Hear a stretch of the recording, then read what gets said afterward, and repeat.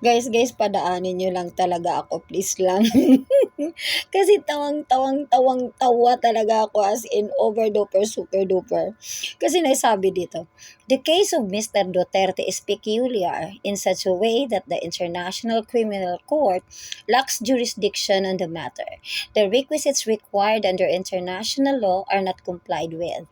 Filipinos still have the chance to bring home Mr. Duterte prior to September 2025 under the principle of rigor mortis. I encourage everyone to call Mr. Duterte's counsel to comply with the rigor mortis.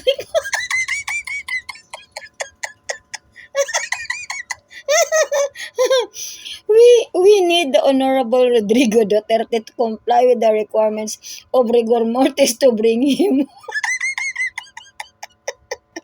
Nag-hashtag pa bring him home. Hashtag rigor mortis Duterte na. Si Attorney Harry Specter daw, founder Pearson Specter, top New York City law. Accredited lawyer international criminal. Human Rights Advocate, United Nations Commission on Human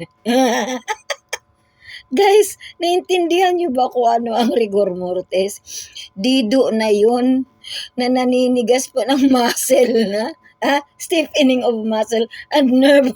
At eto ang nakakatawa, may isang nag-live sa TikTok na ito nga diniscuss nila ang rigor mortis. Nagsasayawan, nagiyawan, nagyeyehe, nagtatawanan, tuwang-tuwa sa galak dahil nga rigor mortis daw ang solusyon.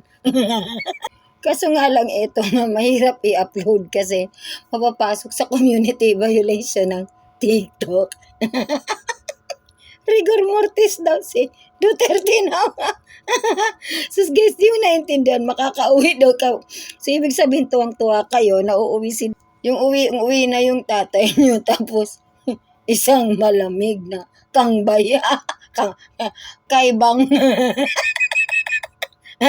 Rigor mortis. Pamor, muntik nang maluwa yung candy ko.